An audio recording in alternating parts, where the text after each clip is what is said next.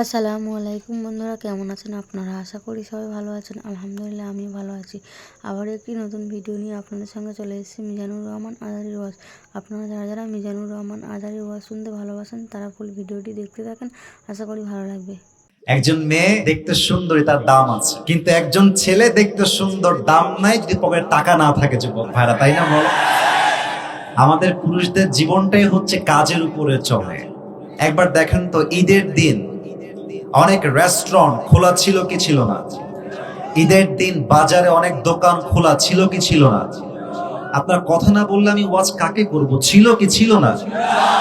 ঈদের দিন রাস্তাঘাটে ভ্যান ছিল কি ছিল না? ঈদের দিন কিছু রিক্সা রাস্তাঘাটে ছিল কি ছিল না? কারণ পুরুষ জানে আমার কাছে ঈদের আনন্দের চাইতে পরিবারের দায়িত্ব সবচেয়ে বড় দায়িত্ব, ঠিক কিনা বল? তো আমাদের কাজই হচ্ছে আমাদের মূল ইন্ট্রোডাকশন। কাজ নাই, পরিচয় নাই, কাজ আছে।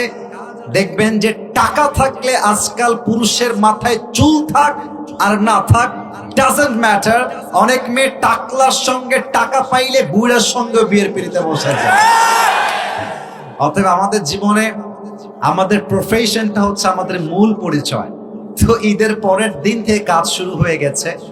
তো দিনাজপুরে ঈদের পরে আসা হয় নাই, বা রংপুরেই আসা হয় নাই। So this is the first day after Eid. তো সত্য কথা বলছি, কাল রাতে যখন প্রোগ্রাম শেষ করলাম তখন থেকে আমার মনে লাড্ডু ফুটেছে যে আমি আজকে দিনাজপুরে আসবো। কেন লাড্ডু ফুটলো? এর কারণটা হচ্ছে দিনাজপুরের মানুষ কোরআনকে এত বেশি ভালোবাসে, যদি কোনো মুফাসসির এই মাটিতে আসে, রংপুরে আসে, দিনাজপুরে আসে, ঠাকুরগাঁয়ে আসে, সে বলতে বাধ্য হবে শহীদ আবু সাঈদ যখন জীবন দিয়েছিল তখন সে প্রমাণ করে দিয়েছিল রংপুরের সন্তান, দিনাজপুরের সন্তান একমাত্র আল্লাহকে ছাড়া সেকেন্ড আর কাউকে তার ভয় পায় না। থার্ড কথা আমি বলতে চাই দিল থেকে, মুখ দিয়ে তো বলবো সব কথাই, বাট কিছু কথা হয়তো বা দিল থেকে নাও হতে পারে। এটা আমি আমার দিল থেকে বলছি। বিশ্বাস করেন, এই দেশ যে সেকেন্ড টাইম আজকে স্বাধীন হয়েছে, এই স্বাধীনতার সেকেন্ড সূচনা আপনাদের বিভাগ রংপুর থেকেই শুরু হয়েছিল। শহীদ আবু সাঈদ যখন জীবন দিয়েছিল, বাংলার প্রত্যেকটা যুবকের কলিজার রক্তে আগুন লেগে গিয়েছিল। সেখান থেকে স্বাধীনতার মূল সূচনা শুরু হয়েছিল। সেই মাটিতে আমরা আজকে এসেছি। খুশি না বেজা? যদি আগামীতে বাংলাদেশকে ইসলামী রাষ্ট্র ঘোষণা করতে হয়, যদি আগামীতে আমার এই বাংলার জমিনে কালেমার পতাকা পথ করে উড়ে মদিনার শাসন চালু হয়, ইসলামের শাসন চালু হয়, তাহলে আমার মনে হয় প্রথম ঘোষণা রংপুরের জমিন থেকেই হওয়া দরকার। কারণ দেশটা রংপুরের জমিন থেকে সেকেন্ড টাইম স্বাধীন হয়েছিল, ঠিক কিনা বলে? আল্লাহ আমাদের সবাইকে যেন আজকের এই মাহফিলের জন্য, তাফসীরের জন্য, কোরআনের জন্য, ইসলামের জন্য কবুল এবং মঞ্জুর করে। পড়েন সবাই আমিন। তা আমি বলেছিলাম কেমন আছেন, অনেকে আসতে বলেছেন, আরেকবার জিজ্ঞেস করছি কেমন আছেন আপনারা সবাই? আপনাদের ঈদ ভালো গেছে? আলহামদুলিল্লাহ। আজকে এই প্রোগ্রামে আমি যা দেখতে পাচ্ছি, I am not making any mistake, যদি আমার ভুল না হয়, অন এন এভারেজ আমার মুরব্বী আব্বাজান এসেছে 20 ভাগ, 80 ভাগেরও বেশি যুবক ভাই আজকের মাহফিলে এসেছে। আল্লাহ যুবকদেরকে কবুল করুন। পড়েন সবাই আমিন। আর মুরব্বীদেরকে আমি স্যালিউট জানাই। আপনারা আমার কলিজার টুকরা, আপনারা আমাদের আদর্শের জায়গা, আপনারা আমাদের ভালোবাসার জায়গা। আপনারা না আসলে মাহফিলটা সম্পূর্ণতা পেত না, পূর্ণতা পেত না। আমার মুরব্বীদের জন্য আমি দিল থেকে দোয়া করে দেই আল্লাহ তাআলা। আচ্ছা, মা বোনরা এসেছেন? জায়গা নাই, তাই না? যাই হোক, যারাই শুনছেন, মা বোন আব্বাজান সবাইকে আল্লাহ তাআলা কবুল এবং মঞ্জুর করুন। পড়েন সবাই আমিন। আমার প্রিয় দিনাজপুরের ভাইয়ারা, আমার look at my right hand, আমার ডান হাত দেখবেন।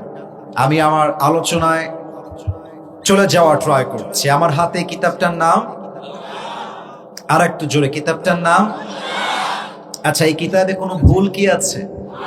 কোনো সন্দেহ কি আছে? আপনারা একটা কথা দিল থেকে বলেন তো, এই আওয়াজ যদি কারো কম হয় বুঝবেন তার মধ্যে মুনাফিকি ঢুকে গেছে। So please answer me loudly, দিল থেকে আওয়াজ দিয়ে বলবেন, আওয়াজ যেন কমে না যায়। আগামীর বাংলাদেশ কোরআন দিয়ে শাসন চালু হোক, এটা আমরা সবাই দিল থেকে চাই কি চাই না? মাশাআল্লাহ। আগামীর বাংলাদেশ ইসলামের বাংলাদেশ হোক, আমরা সবাই চাই কি চাই না? আগামীর বাংলাদেশে ইনসাফ ভিত্তিক রাজনীতি হোক, ইনসাফ ভিত্তিক রাষ্ট্র কায়েম হোক, আমরা সবাই দিল থেকে চাই কি চাই না?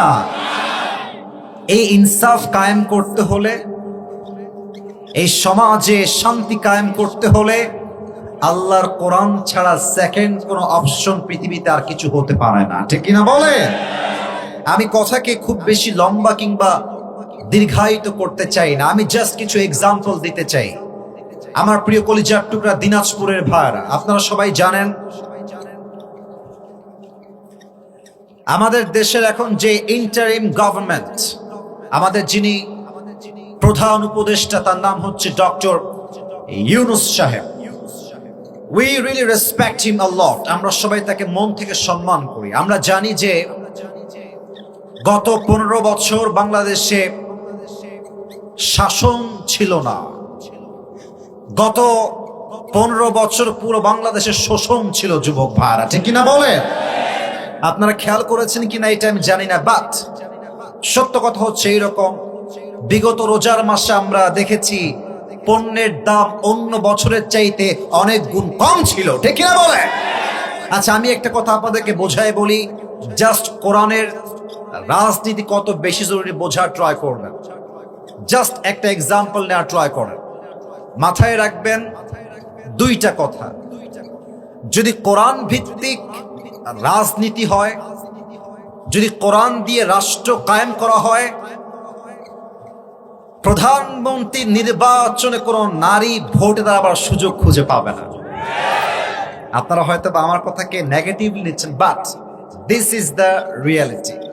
আপনারা যারা রাজনীতি করেন, এখানে বিএনপি থাকতে পারেন, জামাত থাকতে পারেন, চরমনায় থাকতে পারেন, হেফাজত থাকতে পারেন, আহলে হাদিস হতে পারেন, আপনি কওমি হতে পারেন, আপনি সরসিনা হতে পারেন, আপনি আওয়ামী লীগ হতে পারেন, it's doesn't matter for me.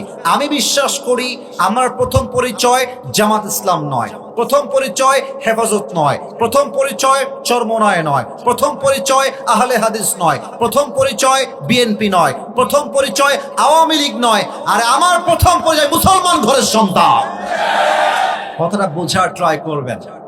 আগামীর বাংলাদেশ আমরা চাই যেই দেশের প্রধানমন্ত্রী হবে একজন পুরুষ, কোন নারী নয়। 2 নাম্বার কথা,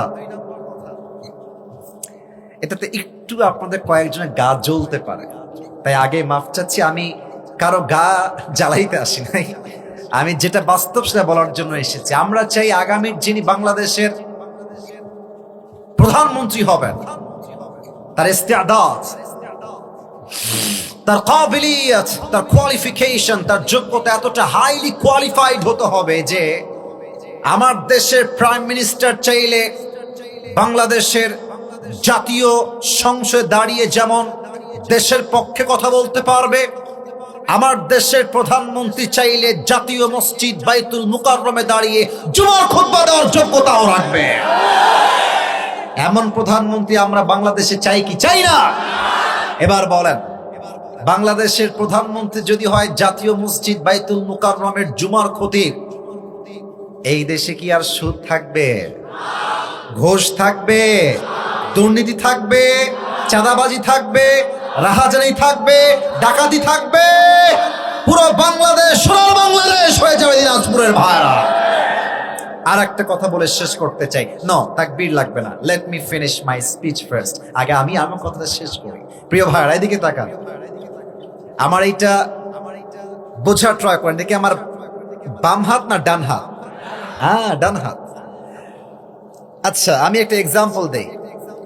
এই যে লাল পাঞ্জাবি ভাই, তুমি দাঁড়াও তো বাবু, ধমক দিব না, তুমি আমার ভালোবাসার বাবু, দাঁড়িয়ে যাও, দাঁড়াও। নতুন নতুন ভয় পেয়ে গেছে। তোমার নাম কি? আব্দুল্লাহ। বলো সবাই মাশাআল্লাহ। আব্দুল্লাহ, এবার চেহারা দেখাও তো সবাইকে, ঘুরে দেখাও তো চেহারাটা তোমার। মাশাআল্লাহ। ওকে, এই যে যে সোনামণি, এই যে এইদিকে, এবার আমার দিকে তাকাও, এদিকে আমার দিকে। ওকে দেখা যায়? এই যে কথা কয় না, দেখা যায়? আচ্ছা, আব্দুল্লাহর বয়স মনে করেন 30 বছর। কথার কথা, আরে বাবা কথার কথা, এক্সাম্পল, ওর বয়স তো মেবি 12-13 বছর হবে, তার বেশি হবে না। তো যাওয়ার সময় ওর সাথে আমার মারামারি হয়ে গেল, এটা কাটাকাটি মারামারি। আমি খেপে গিয়ে বললাম, তোরে খাইছি আজকে, দাঁড়া। এটা দাও নিয়ে এসে ওর পা এক কোপ দিয়ে কেটে ফেলল। পা কাটলাম, পা। এখন দিনাজপুরের আমার স্যার আছে, আমার হুজুররা সবাই মিলে আমাকে ধরে বলছে, হুজুরকে ধর, আজকে হুজুরকে আমরা জেলখানায় ভরে দিব। পা কেটে দিয়েছে আব্দুল্লাহ। বাবু বর্ষ। এখন দিনাজপুরের যেই জেলা আদালত আছে, আছে না? কথা না বললে ওয়াজ করবো না, আছে? রংপুরে জেলা আদালত আছে, আছে। এখন আমার নয় মামলা হলো যে আসিফ হুজুর বড় গ্রামের মাহফিলে এসে একজন যুবকের পা কেটে দিয়েছে। এখন জজ সাহেব বলছে, হুজুর আপনার চেহারা সুন্দর, বাট মানুষটা আপনি খুব সুবিধার না, পা কেটে দিয়েছেন একটা যুবক ছেলের, কি বিচার করা যায় আপনার? এখন বাংলাদেশের যেই তথাকথিত ল আছে, স্যার আমার ডানে আছেন, I am so sorry for that. এক কথায় আমরা বিশ্বাস করি, যেখানে কোরআনের নীতি আর আইন থাকবে না, সেই নীতি দিয়ে ইনসাফ কায়েম করা সম্ভব হতে পারে না। এখন বাংলাদেশের যে ল আছে, যে নিয়ম আছে, যে সিস্টেম করা আছে, আইনের সিস্টেম, সেখান থেকে আমার বিচার হলো যে আসিফ হুজুরের 2 বছরের জেল আর 1 লাখ টাকা জরিমানা, এটা হচ্ছে আমার শাস্তি, পা কাটা। এবার আপনাদেরকে আমি বিচার দিলাম, একটু হিসাব করেন একটা বিচার সুষ্ঠু হলো কিনা। ভাবেন যে আপনি মরিচ কিনেছেন 5 কেজি, 5 কেজি আছে কিনা, এটা মাপার জন্য আপনি কি পাল্লা আনবেন? কথা বলো না কেন, কি পাল্লা? দাড়ি পাল্লা। আচ্ছা, এখন আমার বিচারটাকে আপনি দাড়ি পাল্লায় মাপ দেন। আব্দুল্লাহর যে ডান পা আমি কেটে দিয়েছি, এটাকে আপনি দাড়ি পাল্লার ডান দিকে দেন। আর আপনি যে আমাকে শাস্তি দিয়েছেন 2 লাখ টাকা আর 1 বছরের জেল, এটাকে আপনি বাম পাল্লায় দেন।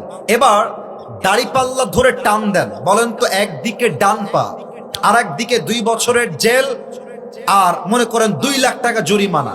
যতই টানেন দাড়ি পাল্লা 2 দিকে সমান সমান কি হবে? এত আস্তে কেন হবে? আচ্ছা, আপনি আমার জেলটাকে আরো বাড়ায় দেন, 5 বছর দেন, আচ্ছা 10 বছর দেন, আর আমার জরিমানা করেন 5 লাখ টাকা। এবার ডান পা দেন দাড়ি পাল্লার ডান দিকে, আর আমার 5 লাখ টাকা আর 5 বছরের জেল দেন বাম পাল্লায়, আবার টান দেন, সমান সমান হবে? সমান সমান করতে হলে কোরআন থেকে আপনার আইন পাস করতে হবে। কোরআন কি বলেছে? কোরআন বলেছে চোখের বদলে চোখ, নাকের বদলে নাক, কানের বদলে কান, হাতের বদলে হাত, পায়ের বদলে পা, জানের বদলে জান তোমাকে ছিনিয়ে আনতে হবে। এবার আপনি ইনসাফ ভিত্তিক কোরআন দিয়ে রাজনীতি কায়েম করেন, ইনসাফ কায়েম করেন, বিচার কায়েম করেন। কি বিচার হবে? আসিফ হুজুর আব্দুল্লাহর ডান পা কেটে দিয়েছে, তোমরাও আসিফ হুজুরের ডান পা কি করবে? আর একবার কি করো? এবার দেখেন, দাড়ি পাল্লা নিয়ে আসেন, দাড়ি পাল্লার ডান দিকে আব্দুল্লাহর ডান পা দেন, আর দাড়ি পাল্লার বাম দিকে আমার পা কেটে আমার পা দেন। এবার দাড়ি পাল্লা টান দেন, দেখবেন 2 দিকে সমান সমান হয়ে গেছে। ঠিক কিনা বলেন? ওয়ামান হাকামা বিহি আদালা, এই কোরআন দিয়ে যে শাসন কায়েম করবে, রাজ কায়েম করবে, সেই এই বাংলার জমিনে ইনসাফ ভিত্তিক রাষ্ট্র কায়েম করতে পারবে। ঠিক কিনা বলেন?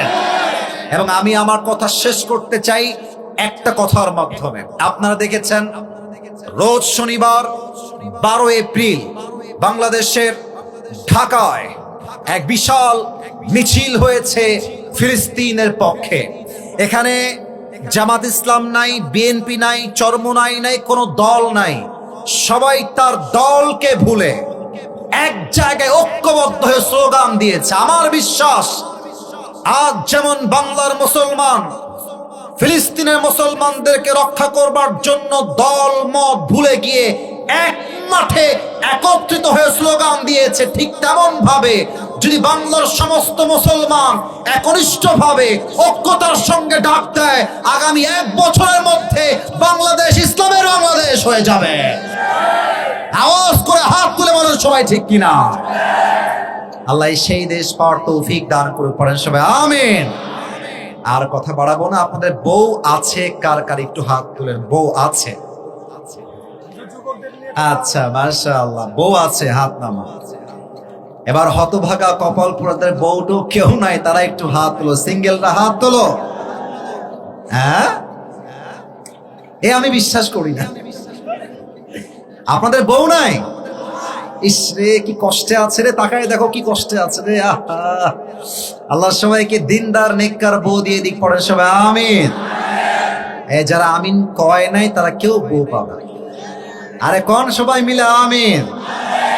3টা তাকবীর দিবেন, তাকবীর শেষ, তাফসীর শুরু হবে। তাফসীরের মাঝেই আমার কলিজার টুকরা যুবক ভাইদেরকে নিয়ে কথা বলার I will try my best level. প্রথম তাকবীর দিবেন আমার প্রিয় ম্যারিড পিপল যারা এসেছেন, বিবাহিত ভাইরা। বিবাহিত ভাই যারা এসেছেন, মুরব্বী হন, যুবক হন, একটু কাশি দেন। এই মান সম্মান থাকবে না রে বাবা এই কাশি দিলে, একটু জোরে দেন। আচ্ছা, দেখা যাক কারা জিতে। সিঙ্গেল ভাইরা কিপ কোয়াইট, কিপ সাইলেন্ট। সিঙ্গেলদের টাইম আসতেছে, ইজ কামিং।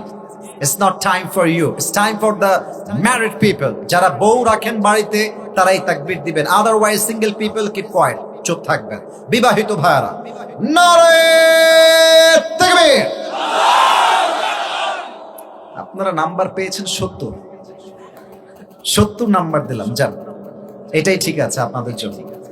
এবার সিঙ্গেলদের পালা। সিঙ্গেলরা কাশি দাও। দেখা যাক কারা নাম্বার বেশি পায়। সিঙ্গেল ভাইরা তোমাদের পালা এবার। লিল্লাহি তাকবীর। ইস রে, বিবাহিত ভাইরা আমাকে মাফ করে দিলেন। ইস, একটুর জন্য আপনারা হেরে গেলেন। আচ্ছা, আজকে আমার সিঙ্গেল ভাইরা 90 নাম্বার বেশি পেয়ে পাস করেছে, ঠিক কিনা বলেন? আচ্ছা, এবার কোনো ভাগাভাগি নাই, সবাই মিলে তাকবীর দিব। তাকবীর শেষ, আয়াত থেকে তাফসীর করার বেস্ট লেভেল ট্রাই করব সবাই মিলে, কোনো ভাগাভাগি নাই। এটা কাশি দেন। এবার আপনারা প্রমাণ করবেন যে আপনারা কেউ বিড়ালের বাচ্চা নন। আমার বিশ্বাস আমার সামনে সব সিংহ পুরুষগুলো বসে আছে। নারে তাকবীর। আল কোরআনের আলো, আল হাদিসের আলো, কোরআন হাদিস যেখানে, আলেম ওলামা যেখানে, দিনাজপুরবাসী যেখানে, আল্লাহ কবুল করুন। পড়েন সবাই আমিন। এবার আসুন আমরা কিছু প্রশ্ন করি। বলেন তো আমাদের সকলের ধর্মের নাম? একটু জোরে। নাম? আমাদের কিতাবের নাম? আমাদের সকলের রব একজন। বলেন সবাই, তিনি কে? আল্লাহ আমার রব, এই রবই আমার সব। দমে দমে তনু মনে তারি অনুভব। তোমার দুনিয়াতে আমি যেদিকে তাকাই, অথই নিয়ামতে ডুবে আছি সবাই। পাখ পাখালির কণ্ঠে শুনি তাসবিহ করো রব, তাসবিহ করো রব। আল্লাহ আমার রব, এই রবই আমার সব। দমে দমে তনু মনে তারি অনুভব। রবকে? শেষ প্রশ্ন কলিজার থেকে উত্তর দিবেন। আমাদের সকলের শেষ নবীর নাম কি? মুহাম্মদুর রাসূলুল্লাহ। আর একবার রাসূলুল্লাহ সাল্লাল্লাহু আলাইহি ওয়াসাল্লাম। আজকে আমি যেই আয়াতগুলো তেলাওয়াত করেছি সেই আয়াতের আলোকে আজকে আমাদের আলোচনার সেন্ট্রাল থিম বা সাবজেক্ট ম্যাটার, মূল আলোচ্য বিষয় হচ্ছে নবীর জীবনের 3টা সাবজেক্ট নিয়ে আছে কথা বলতে চাই। First of all, how was the prophet look like? আমার নবীজি দেখতে কেমন ছিলেন? নাম্বার 1 মুখস্থ করবেন, একটু পরে প্রশ্ন করব সবাইকে। Number 1, how was the prophet look like? আমার নবীজি দেখতে কেমন ছিলেন? Number 1। Number 2, what is the status of last messenger Muhammad sallallahu alaihi wasallam in Islam? আমার নবীর সম্মান ইসলামে কতটা হাই, কতটা সিগনিফিক্যান্ট, কতটা মর্যাদাপূর্ণ ব্যক্তিত্ব তিনি বিলং করেন, এটা আমরা সেকেন্ডলি জানব। সর্বশেষ আমরা জানবো আমার নবীর আদর্শ কেমন ছিল। তিনটা শেষ। And now you have to repeat after me. আমি বলবো, এরপরে আপনারা বলবেন। এক, আমার নবীর চেহারা। বলেন 1 নাম্বার। আওয়াজটা কানে আসে নাই, আমার কান ঠসা হয়ে গেছে। 1 নাম্বার আমার নবীর। 2 নাম্বার আমার নবীর সম্মান। বলেন সবাই 2 নাম্বার আমার নবীর। 3 নাম্বার আমার নবীজির আদর্শ। 3 নাম্বার আমার নবীর। আর একবার জোরে, 3 নাম্বার আমার নবীর। Let's talk about the first matter. প্রথম বিষয় কথা শুরু করছি। আমার নবীজির দেহের গঠন ছিল সুঠাম, দেহের অধিকারী ছিলেন তিনি। আল্লাহর হাবিবের ডান হাতে আল্লাহ তাআলা 40 জন জান্নাতি পুরুষের শক্তি ঢুকিয়ে দিয়েছে। সুবহানাল্লাহ পড়বেন না আপনারা? আচ্ছা, আমার ডান হাত দেখেন তো, বলেন তো এইটা আমার হাতের কি তালু? এই তো মাশাআল্লাহ ধরে ফেলেছে আমার ভাই, এটা আমার হাতের তালু। আমি আল্লাহর হাবিবের হাতের তালুর থেকে শুরু করলাম। নবীজি দেখতে কেমন ছিলেন? কানা কাফুহু আলিয়ানু মিনা দিবাজ।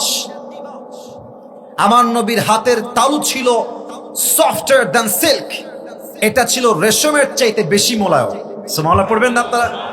ভাই একটু মুসাফা করতে চাই, একটু আমার মুসাফাহা দেখা যায়? কথা বলেন, দেখা যায়? আল্লাহর হাবিবের কাছে যখনই কোনো সাহাবী আসতো, প্রথমে সালাম, তারপরে মুসাফাহা। তো আল্লাহর হাবিবের হাতের এই তালুটা এতটা, তোর বিয়ে হবে না, বস। না না না না, 1 নাম্বারও যাওয়া যাবে না, বসো বসো, একটু পরে যাও বাবুরা, বসো। আচ্ছা, তাকবীর দেন, নারায়ে তাকবীর। আল্লাহর হাবিবের হাতের তালু এত মোলায়েম ছিল, যখন কোন সাহাবী হাত মিলাইতেন, এতটা নরম হাত কোন সাহাবী ছাড়তেই চাইতেন না।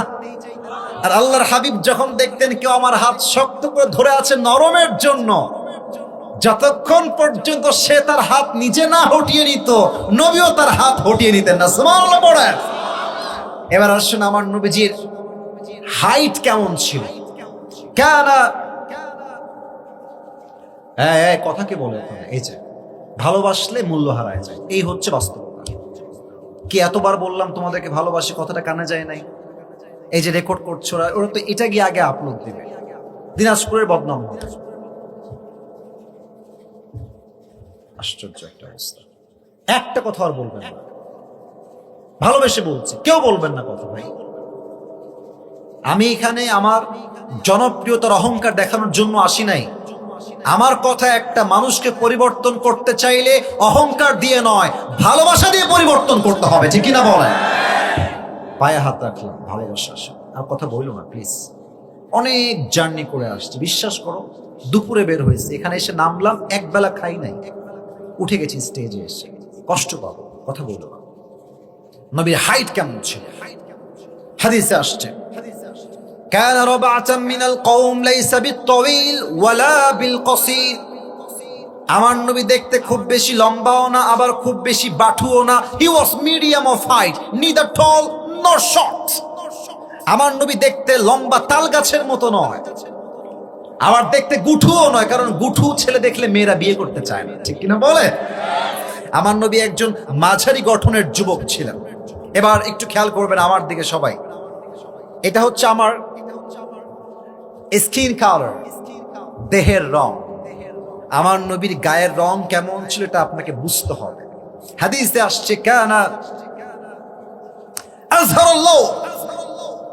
আমার নবী সাদা সুন্দর নন, আমার নবী কালো নন, আমার নবী শ্যাম বর্ণের নন, বরং আমার নবী একজন লাবণ্যময় সুন্দর নবী। সুবহানাল্লাহ পড়বেন না আপনারা? একটা এক্সাম্পল দিব, রাগ করবেন না তো আপনারা? রাগ করবেন নাকি আপনারা? মুরব্বীরা রাগ করবেন না, একটু বুঝবেন তাহলে হবে। আপনারা সবাই পাকিস্তানের নাম শুনেছেন? এই যে কথা কয়, নাম শুনেছেন? অস্ট্রেলিয়া নাম শুনেছেন? নাম তো সবাই শুনেছেন। আগেই বলছি, ডোন্ট টেক ইট আদারওয়াইজ, খারাপ দিকে নেবেন না, বোঝা ট্রাই করেন। আমি আপনাকে পাত্রী হিসেবে 2টা অপশন দিচ্ছি।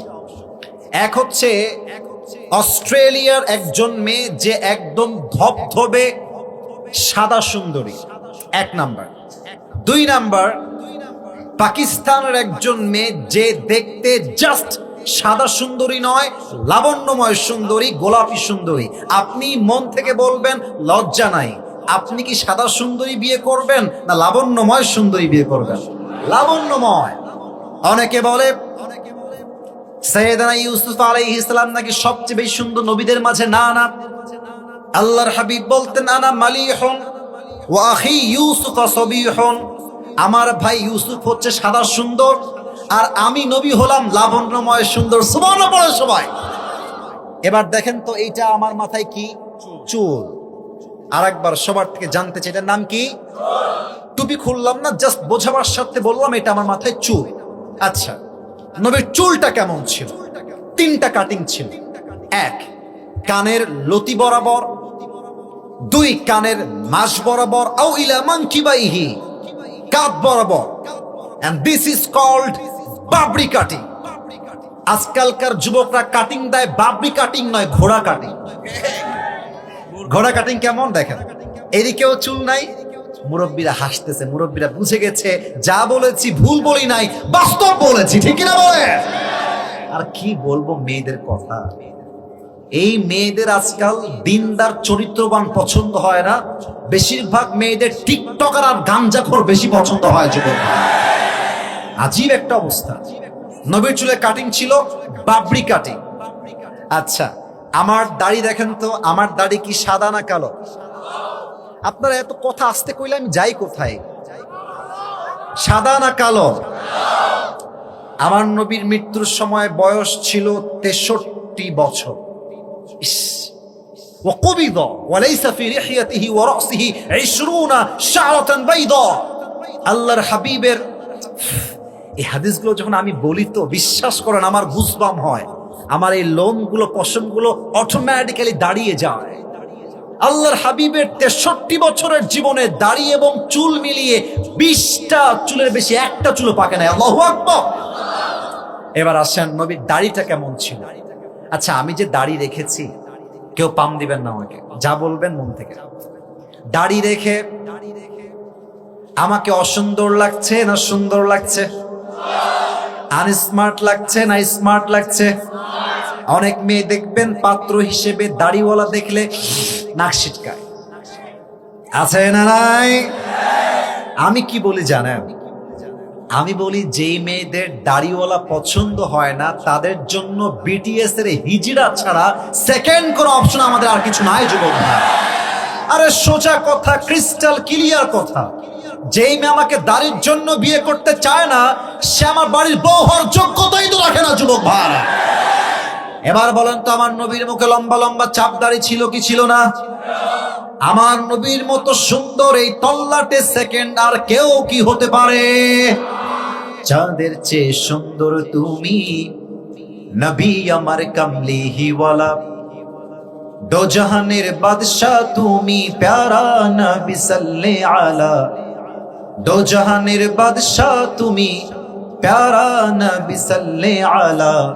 চাঁদের চেয়ে সুন্দর তুমি, নবী আমার কামলিহিওয়ালা। সুবহানাল্লাহ পড়বেন না আপনারা সবাই? মধ্যবিত্ত পরিবারের সন্তান মানে একটা ব্র্যান্ড। কেন? সাইকেল দিবেন আমাকে চলবে, বাইক দিবেন চলবে, কার দিবেন চলবে, কিছুই দিবেন না বলবেন যে হেঁটে হেঁটে আসো তাও চলবে। ভাত দিবেন, ডাউল দিবেন চলবে, ভাত দিবেন, গোস্ত দিবেন চলবে, ভাত দিবেন, কিছুই দিবেন না, এক গ্লাস পানি দিবেন আর জাস্ট একটা মরিচ দিবেন, পান্তা ভাত হলেও আমার চলবে।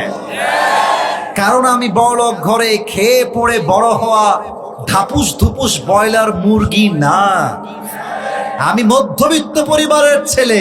আমি চাইলে আরাম করতে পারি, আমি চাইলে আমার রক্তকে পানি করে কঠোর পরিশ্রম করে সফল হতে পারি, ঠিক কিনা বলেন?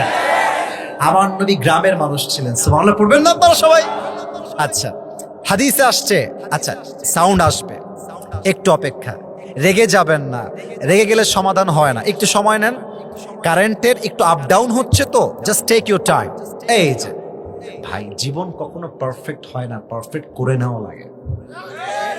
এখন একটা বউ বিয়ে করে বাসায় নিয়ে আসছো, ও কেবল আসছে, এদিকে যা, এই বুঝিস না, এদিকে। তোমার সংসার 2 দিনে ভেঙে চূর্ণ বিচূর্ণ হয়ে যাবে, তাই না বলো? তো মাইক যদি বন্ধ হয়ে যায় হবে, আবার ফিরে আসবে। বাঙালি এত অস্থির, 1 সেকেন্ডও সহ্য হয় না, ঠিক না বলে? আচ্ছা, যেটা বলছিলাম, আমার নবী কি শহরের ছেলে না গ্রামের ছেলে? সুবহানাল্লাহ পড়বেন না আপনারা? আপনারাও গ্রামের, আমিও গ্রামের, আমার বাবাও গ্রামের, মাও গ্রামের, বোনও গ্রামের, আমার নবীও গ্রামের। সুবহানাল্লাহ। মুরব্বীরা বুঝবেন আমার কথাটা, মুরব্বীরা একটু বেশি বুঝবেন এই কথাটা। আচ্ছা, দেখবেন যে গ্রামের যেই ঘরে, যেই রুমে, আমার কথা কি বোঝা যায়? কোনো সমস্যা হচ্ছে না তো? আচ্ছা, দেখবেন যেই রুমে একটা বাচ্চা জন্মগ্রহণ করে, ডেলিভারি হয় মায়ের থেকে, দেখবেন যে ওই রুমে বাচ্চা ডেলিভারি হওয়ার পর রুমটা একদম দুর্গন্ধ হয়ে যায়। এটা সিস্টেম, ন্যাচারাল প্রসেস, গন্ধ হয়ে যায়। এবং গ্রামের মুরব্বীরা, মায়েরা, বোনেরা ওই দুর্গন্ধ দূর করার জন্য একটা ধূপ জ্বালায়, ধূপ। এই ধূপটা জ্বললে দুর্গন্ধটা দূর হয়ে যায়। কিন্তু আল্লাহর হাবিবের মা আমেনা ডাক দিয়ে বলছে, আবু তালেব, মুহাম্মদ যেই ঘরে জন্মগ্রহণ করেছে ওই ঘরটা দুর্গন্ধ হওয়া তো দূরের কথা, পুরো ঘরটা মেশকে আম্বরের চেয়ে বেশি সুঘ্রাণ হয়ে গিয়েছে। আরো অনেক কথা বললাম না, মাইনাস করলাম, জাস্ট আরেকটা বলবো। আচ্ছা চাচা, সব তো মায়ের থেকে শুনেছেন, এবার আপনি কি দেখেছেন তাই বলো। বলছে, তুমি আমারটা শুনতে চাও? তবে শোনো। তুমি যখন একদম you are just like a newborn baby, ছোট্ট বাচ্চা, উঠতেও পারো না, বসতেও পারো না। আচ্ছা, আপনাদের বাসায় কি উঠান আছে না? উঠান, আমি কি ভাষায় কোনো ভুল করলাম? উঠান বলে না এটা? বারান্দা বা উঠান। আমাদের গ্রামে উঠান আছে। এই উঠান মানে হচ্ছে যে চতুর্পাশে বাড়ি, মাঝখানে মাঠের মতো জায়গা, নাকি? উঠান, বারান্দা আমরা বলি, অনেক উঠানও বলি। আমাদের খুলনায় উঠান বলে, আঙ্গিনা। হ্যাঁ, আঙ্গিনা, বারান্দা, উঠান, whatever you call it, doesn't matter. এটা আমরা যাই বলি না, কোনো সমস্যা নেই। এখন বোঝেন। আবু তালেব বলছে, মুহাম্মদ, আমি দেখলাম যে তুমি একটা খাটে বারান্দায় মাচা টাইপের থাকে না, মাচা বাঁশ দিয়ে করে, হ্যাঁ করে না, করে না? গ্রামগঞ্জের লোকেরা আড্ডা দেয়, বসে মজা করে, গল্প করে। তো তোমাকে আমি দেখলাম তুমি বারান্দায়, উঠানে, আঙিনায় একটা বালিশে শুয়ে আছো, খাটের উপরে বা মাচার উপরে। হঠাৎ করে দেখলাম আকাশের চাঁদটা আকাশ থেকে ভেঙ্গে তোমার দিকে পড়ে যাবে, উপর থেকে এভাবে তেড়ে আসছে। আমি দৌড় দিয়ে আসছি যে চাঁদ ভেঙ্গে পড়লে আমার ভাবছে তো ঠিক থাকবে না, আমি তোমাকে উঠিয়ে জাস্ট রুমে নিয়ে আসবো।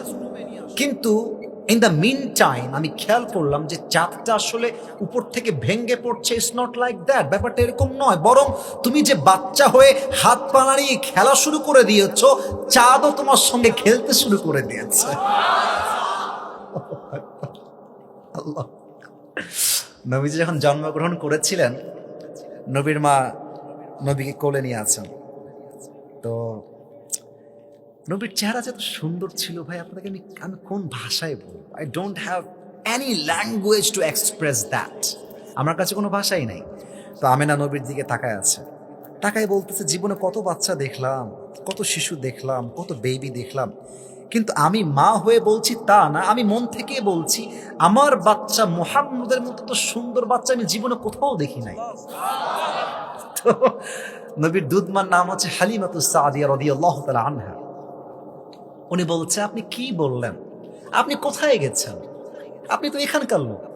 আমাকে দেখেন, আমি সব জায়গায় যাই, আমি মন্ত্রী বাচ্চাকে দুধ পান করাই, আমি প্রধানমন্ত্রীর সন্তানকে দুধ পান করাই, আমি রাষ্ট্রে রাষ্ট্রে ভ্রমণ করে বেড়াই। আমি হালিমাতুস সাদিয়া এত বাচ্চা দেখলাম, এত শিশু দেখলাম, এই বাচ্চা মুহাম্মদের মতো সুন্দর বাচ্চা আমি জীবনেও দেখি নাই। এবার আসছে আব্দুল মুত্তালিব। আব্দুল মুত্তালিব এসে ভাবই আলাদা। তোমরা বেড়ি মানুষ, তোমরা কি দেখেছো?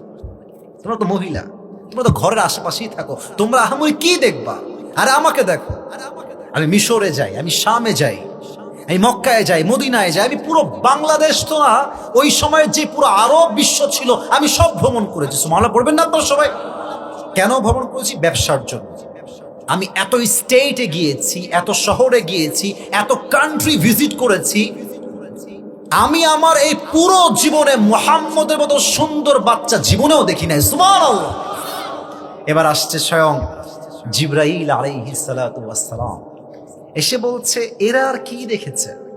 আরে আমার থেকে শোনো, আদম আলাইহিস সালামকে জান্নাত থেকে দুনিয়াতে আমি নিয়ে আসছি, ইউসুফ আলাইহিস সালামকে কুয়ার ভেতরে আমি ধরেছিলাম, ইব্রাহিম আলাইহিস সালামকে আগুনের ভেতরে আমি রক্ষা করেছি, ইউনূস আলাইহিস সালামকে মাছের পেটে আমি রক্ষা করেছি, আর আমি ঈসা আলাইহিস সালামকে দুনিয়ার থেকে আকাশে উঠিয়ে নিয়ে গিয়েছি।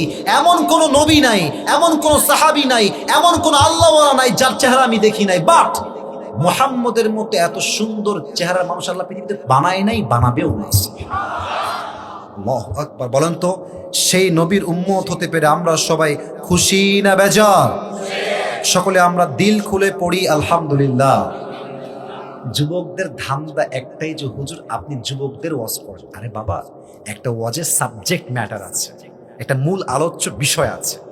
হ্যাঁ, এটা থেকে তোমায় কথা বলতে হবে, ফাঁকে ফাঁকে বলতে হবে। শোনো, একটা কথা তোমাদেরকে বলে ফেলি আজকে, আমার কথা রাগ করো না তোমরা। আমরা যখন মাহফিলে যাই আমরা একটা সাবজেক্ট নিয়ে কথা বলি, কিন্তু the problem is, the fact is, বাস্তবতা হচ্ছে এইরকম, একটা শর্ট কথা বলি 30 সেকেন্ডের মেয়ে নিয়ে, যুবক নিয়ে, সমাজ নিয়ে, দেখবে যারা টিকটক চালায় ওরা আমার পুরো ওয়াজটার সব কথা বাদ দিয়ে জাস্ট একটা কথা কাট দিয়ে আপলোড দেয়। এখন মানুষ ভাবে হুজুর মনে হয় জাস্ট যুবকদেরকে নিয়ে বলে, না না, একটা মাহফিলে যুবক থাকে, মুরব্বী থাকে, মা থাকে, বোন থাকে, সবাইকে নিয়ে ওয়াজ করতে হয়, ঠিক কিনা বলে? এবার বলুন তো, আমার নবীর সম্মান কম ছিল না বেশি ছিল? 3 নাম্বার টপিকটা কি বলবো না শেষ করে দিব? থাক থাক, আপনার রাগ করছেন না?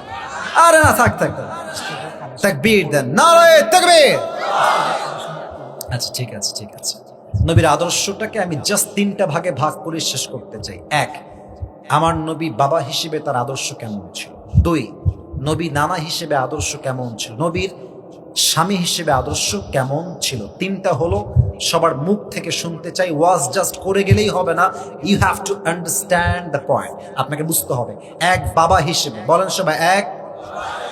এই তো আওয়াজটা পেয়েছি। 1, কি হিসেবে? 2, নানা হিসেবে। 2, কি হিসেবে? 3, স্বামী হিসেবে। 3 নাম্বার কি হিসেবে? আমি জাস্ট শর্টকাটে কয়েকটা ঘটনা বলবো এন্ড দেন দোয়া করব। আচ্ছা বলেন তো, আমার নবীজির কলিজার টুকরা মেয়ের নাম কি ছিল? ফাতেমা রাদিয়াল্লাহু তাআলা আনহা। ফাতেমার স্বামীর নাম কি ছিল? এই ভয় পান কেন? ফাতেমার স্বামীর নাম কি ছিল? রাদিয়াল্লাহু তাআলা আনহু। শেষ প্রশ্ন, তাদের সংসারে মাত্র 2 জন সন্তান দুনিয়াতে এসেছিল, 1 হাসান 2 1 হাসান 2। আচ্ছা খেয়াল করুন, ফাতেমার বিয়ের বয়স যখন হলো, নবীজি সমস্ত সাহাবা একরামদেরকে ডাকলেন, বললেন শোনো, ফাতেমাকে কে বিয়ে করতে চাও, প্রস্তাব নিয়ে আমার কাছে আসো। প্রথম প্রস্তাব নিয়ে আসছে ওমরে ফারুক রাদিয়াল্লাহু তাআলা আনহু। এসে বলছে, নবী হে, আমি আপনার মেয়ে ফাতেমাকে বিয়ে করতে চাই। আপনি কি ইয়েস নাকি নো বলবেন, কোনটা বলেন? তো দেখেন, আমার এতটুকু দেখবেন, আমার এতটুকু। নবীজি বললেন, ও তুমি ফাতেমাকে বিয়ে করতে চাও? নবীজি জাস্ট মাথাটা নিচু করলেন। বাতাস লাগবে না, অফ করো। এটা বাতাস লাগবে না, বাতাস লাগবে না, অফ করেন মাথাটা। জাস্ট এই বাবুরে, বাতাস লাগবে না, অফ করো। আচ্ছা সমস্যা না, একটু ওয়াজের মনোযোগ ছিল। তাকবীর দেন সবাই, লিল্লাহি তাকবীর। নবীজি জাস্ট মাথাটা নিচু করেছেন, ইয়েসও বলেন নাই, নো বলেন নাই। ওমরে ফারুক বুঝে গিয়েছে যে আমার চান্স এখানে নাই, বের হয়ে গেছে। আরেক সাহাবী, ইয়া রাসূলুল্লাহ, I want to marry your daughter. নবী হে, আপনি কি আমার সঙ্গে বিয়ে দিবেন, রাজি আছেন? নবীজি আবার মাথা ডাউন, ইয়েসও বলেন নাই, নো বলেন নাই। সেও বের হয়ে গেছে, বুঝে গেছে আমার খাওয়া নাই। বাহিরে আরো 2 জন সাহাবী আছে। এক হচ্ছে আব্দুর রহমান বিন আউফ, আর এক সাহাবীর নাম হচ্ছে আলী রাদিয়াল্লাহু তাআলা আনহু। তো আব্দুর রহমান বিন আউফ বলছে, বন্ধু আমার বিশ্বাস এরা যদিও রিজেক্ট হয়ে গেছে, বিয়ে হবে না, বাট আমার বিশ্বাস তুমি যদি ফাতেমার বিয়ের প্রস্তাব নিয়ে যাও, নবী তোমাকে খালি হাতে ফিরাই দিবে না। সুবহানাল্লাহ পড়ো। আলী বলছে, বন্ধু কি বললা? আমার না আছে টাকা, না আছে বাড়ি, না আছে ব্যবসা, না আছে সম্পত্তি, অসম্ভব। আমার সঙ্গে নবী তার মেয়েকে কখনো বিয়ে দিবে না, অসম্ভব, বাদ দাও। আব্দুর রহমান বিন আবু বলছে, আরে বন্ধু চান্স মারতে দোষ কোথায়? চান্স তো করো। আজকালকার 5-এর ছেলে 5-এ পড়ে, এই এটা আমার, খবরদার দেখবি না এটাকে। আছে না নাই বলেন? 5-এ পড়ে, 5-এ পড়ে। তো তো আব্দুর রহমান বিন আওফের কথা শুনে আলী আসছে নবীর কাছে। তো দেখেন, এটা হচ্ছে মসজিদে নববীর বারান্দা, নবীজি বসে আছে, এখান দিয়ে আলী আসছে, এপার দিয়ে সেই পার দিয়ে বের হয়ে যায়, এ পাশ দিয়ে সেই পার দিয়ে বের হয়ে যায়, নবীর কাছে আর আসে না। আরে ভাই, মেয়ের বাবার কাছে মেয়ের প্রস্তাব নেওয়া কত কঠিন, এটা যুবক কাছে কেউ টের পাবে না, ঠিক কিনা বলেন? তো নবীজি বুঝে গেছে আলী আমার কাছে ডাল মে কুছ কালাতে জরুর है, হ্যাঁ, একটা কাজেই আসছে। আলী এদিকে আসো, আরে এদিকে আসো, আরে বস, এখানে বস। কি ব্যাপার, এরকম এরকম এরকম করছো, তিরিং বিরিং করছো কেন? কি বলবো আমাকে বলো, স্ট্রেট ফরওয়ার্ড বলো। বলছে নবী, আমি আপনার মেয়ে ফাতেমাকে বিয়ে করতে চাই, আপনি কি রাজি আছেন? নবীজি আগের বার ইয়াসও বলেন নাই, নো বলেন না, মাথা কি উঁচু না নিচু ছিল? নিচু, কিছু বলেন নাই। কিন্তু এবার নবীজি মুখ খুললেন, বললেন আলী, তুমি যদি প্রস্তাব নিয়ে আসছো যাও ইনশাআল্লাহ, এতটুকু বলেই বিদায় দিয়ে দিয়েছে। আলী আবার ইনশাআল্লাহর অর্থটা বুঝে উঠতে পারে নাই, সে ভেবেছে আমার প্রস্তাব ক্যান্সেল হয়ে গিয়েছে। এখন বাহিরে যখন আসছে, মুখটা বাংলার পাঁচের মতো হয়ে গেছে। তো আব্দুর রহমান বিন আওফ বলছে, কি রে বন্ধু আমার গেল হাসি খুশি মুখে, কিন্তু বন্ধুর চেহারা বাংলার পাঁচের মতো হয়ে গেল কেন? কি খবর বন্ধু? বলছে, বন্ধু আমি তো ছ্যা খেয়ে ফেললাম, আমি তো বিয়ে হবে না আমার, আমি সরি বন্ধু, এটা আমি ফেল করলাম, আমার বিয়ে হবে না। তো আসলে কি জানেন, আমি এটা যুবকদের কথা এখানে বলতে চাই, আসলে যুবকদেরকে মাঝে মাঝে দেখবেন বাপ মা বিশ্বাস না করলেও যুবককে তার বন্ধু বিশ্বাস করে। আমি এটা খুব বাস্তবে দেখেছি। বাপ কি বল, বাপের চিন্তা হচ্ছে পৃথিবীর সব যুবক হচ্ছে সফল, সব যুবক করতে পারবে, বাস্তবতার সঙ্গে লড়তে পারবে, আমার ছেলের সবচেয়ে বড় অকর্মা। এরকম বাপ আছে, এরকম বাপ আছে। আরে আপনি বাবা, আপনি আপনার ছেলেকে বলবেন, বাবা তুই বস, তুই পারবি, তুই আমার ছেলে, আমার বিশ্বাস তুই পারবি। আপনার একটা কথা যুবককে 100 ভাগ সফল করতে সহযোগিতার হাত বাড়ায় দিবে, ঠিক কিনা বলে? যুবক বলবে, আরে আমার বাবা আমাকে বিশ্বাস করে, আমি এটা কাজ করতে পারি না, আমি আমার টাইম ওয়েস্ট করতে পারি না, আমি কোন সস্তা টিকটকার মেয়ের পেছনে ঘুরে আমার যৌবনকে নষ্ট করতে পারি না, আমার বাবা আমাকে বিশ্বাস করে। এই দেখেন, আমি আমার কথা বলেই ফেলি, সময় খুবই কম। আমার আব্বা আমাকে প্রায় বলতো যে আসিফ তুমি জীবনে অনেক ভালো কিছু করবা, প্রায় বলতো। আমি কিন্তু জেনারেল পড়াশোনা করেছি, মাদ্রাসায় পড়াশোনা করেছি, এটা শো অফ বা অহংকার নয়, আমি আমার ক্লাসের এবং পুরো মাদ্রাসার 1 নাম্বার ছাত্র ছিলাম, আলহামদুলিল্লাহ, অলওয়েজ এক। এবং আর একটা কথা বলবো, অহংকার নিয়ে জাস্ট বোঝাবার স্বার্থে, বাপ মায়ের দোয়া সাপোর্ট কতটা ইম্পর্টেন্ট। আমি যখন ফার্স্ট হতাম, যে সেকেন্ড হতো সে আমার থেকে 100 থেকে 150 নাম্বার কম পেত, 100 থেকে 150, অর্থাৎ আমার থেকে তার অবস্থান অনেক দূরে। এখন বলবো যে আপনি অহংকার না, অহংকার। আমার আব্বা আমাকে 3 বেলা খাবার দিয়ে যেত মাদ্রাসায় এসে, আর সবসময় আব্বা তুমি পারবা, আব্বা তুমি 1 নাম্বার না, তুমি তার উপরে যাবা। যখন বোর্ডের পরীক্ষা আসলো, পুরো উত্তরবঙ্গের বোর্ড, হাজার হাজার ছাত্র সেখানে এক্সাম দেয়, পরীক্ষা দেয়, আব্বা বললো যে আসিফ আমার বিশ্বাস তুমি বোর্ড স্ট্যান্ড করবা, তুমি অবশ্যই থাকবা 10 জনের মধ্যে একজন। কিন্তু আমার ভিতরে কনফিডেন্স লেভেল একটু 0 ছিল, যে হয়তো বা আমি এত মেধাবী ছেলে পেলে, এত ছাত্র, আমি পারবো না হয়তো। বিশ্বাস করেন, আব্বার দোয়া আমার সঙ্গে ছিল, আমিও ট্রাই করেছি, পুরো বাংলাদেশে 10 জনের মধ্যে আমার নামটাও আসছে, আলহামদুলিল্লাহ। এখন উদ্দেশ্য কি, বাপ মা যদি সাপোর্ট দেয় না, বাপ মা যদি সন্তানকে সাপোর্ট দেয়, আরে যেই ছেলে আজকের 0, বাপ মায়ের সাপোর্ট থাকলে সেই ছেলে কালকে হিরো হয়ে যাবে। মোটিভেশন দিবেন বাপ হিসেবে, মা হিসেবে বলবেন যে বাবা তুই পারবি, আমি তোকে বিশ্বাস করি। আব্দুর রহমান বিন আওফ বলছে, বন্ধু অসম্ভব, তুমি রিজেক্ট হয়েছে, আমি বিশ্বাসই করি না। আচ্ছা নবী কি কিছুই বলে নাই? বলছে যে হ্যাঁ বলেছে, জাস্ট ইনশাআল্লাহ, আর কিছু না। বলছে, বন্ধু আমার মাথায় ঘিলুর সমস্যা আছে। আরে নবীর ইনশাআল্লাহ মানে বিয়ে অর্ধেক ডান হয়ে গিয়েছে, সুবহানাল্লাহ পড়ে সবাই। কিন্তু বাবা হিসেবে আদর্শ কোথায়, এইটা হচ্ছে আমার মেইন পয়েন্ট। নবী চাইলে ইয়েস বলতে পারতেন, বলতেন আলী যাও বিয়ে ডান, আমি তোমাকে বিয়ে দিয়েই দিব, নো প্রবলেম, বের হয়ে যাও, প্রস্তুতি গ্রহণ করো। নবীজি ইয়েস বললেন না কেন? কারণ ফাতেমার থেকে পারমিশন নেওয়া বাকি আছে, ফাতেমার থেকে অনুমতি নেওয়া বাকি আছে। নবী ফাতেমার কাছে আসছে, ফাতেমা আম্মা বসো, এদিকে আসো। আব্বাজান কি ব্যাপার, এত জরুরি ডাক কেন, কি ব্যাপার, কি লাগবে বলেন? আচ্ছা ফাতেমা, তোমার জন্য একজন পাত্র দেখেছি জামাই হিসেবে। আব্বাজান তার নাম কি? বলছি ইসমুহু আলী, তার নাম হলো আলী। মা তুমি কি রাজি আছো? ফাতেমাও চালাক, ইয়েস নো কিছুই করে না, খালি মুচকি হাসি দেয়। আর মেয়েরা বিয়ের ক্ষেত্রে মুচকি হাসি দিলেই বুঝবেন দাল মে কুছ কালা তো জরুর হ্যাঁ, ঠিক কিনা বলেন? মানে মেয়েটা রাজি হয়ে গিয়েছে। বাস নবীজি যখন দেখলেন যে আমার মেয়ে রাজি হয়ে গিয়েছে, আলীও রাজি, মেয়েও রাজি, মিয়া বিবি রাজি, তো ক্যা করেগা, বাস বিয়ে দিয়ে দাও। এখান থেকে শিক্ষা কি বাবা হিসেবে, আপনি বাপ হইছেন বিধায় আপনার মেয়েকে যাত্রার সঙ্গে বিয়ে দিবেন, ইসলাম এটাকে অ্যালাউ করে নাই। আপনার মন চাইলো আপনি আপনার মেয়েকে গাঞ্জাখোরের সঙ্গে বিয়ে দিবেন, এটা কখনো নবীর আদর্শ হতে পারে না, ঠিক কিনা বলেন? মেয়েকে বলবেন যে মা অমুক ছেলের সঙ্গে বিয়ে দিব, চিড়বন্দরে বাড়ি, দিনাজপুর শহরে বাড়ি, দিনাজপুরের অমুক জায়গায় তার বাড়ি, বিরলে তার বাড়ি, তুমি বিয়ে করবা কিনা? মেয়ে যদি বলে ইয়েস, আপনি বলবেন ইয়েস। মেয়ে যদি বলে নো, আপনিও বলবেন নো। এটাই ইসলামের আদর্শ, ঠিক কিনা বলেন? আল্লাহ প্রত্যেকটা বাবাকে বোঝার তৌফিক দান করুক। পড়েন সবাই আমিন। সবাই দুই হাত তুলুন, আর সামনে বাড়তে চাচ্ছি না, সবাই দুই হাত তোলেন। এই মাহফিলটা আগামীতে হোক, এটা আমরা সবাই চাই কি চাই না? আর একটু জোরে বলেন, চাই কি চাই না? হাত একটু উঁচু করেন তো দেখি। আমি যে ওয়াদা দিয়েছিলাম, ওয়াদা মনে আছে? আমি দোয়া না করা অবধি কেউ যাবেন নাকি আপনারা? কেউ যাবেন নাকি আপনারা? হাতটা একটু উঁচু রেখে বলেন সবাই আল্লাহ। আর একটু জোরে আল্লাহ।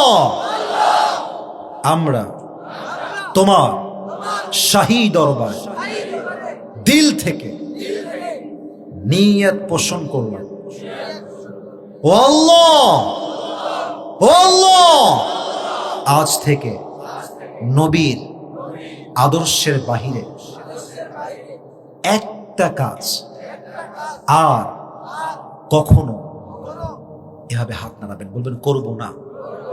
নিয়ত করেন, নিয়ত, প্লিজ মেক ইউর ইন্টেনশন, নিয়তটা বানান। বলেন সবাই করব না, বলেন সবাই ইনশাআল্লাহ। ভিডিওটি ভালো লাগলে একটি লাইক, কমেন্ট ও শেয়ার করে পাশে থাকবেন বন্ধুরা। যারা যারা শেষ পর্যন্ত ভিডিওটি দেখেছেন তাদের জন্য অনেক অনেক ভালোবাসা থাকলো বন্ধুরা।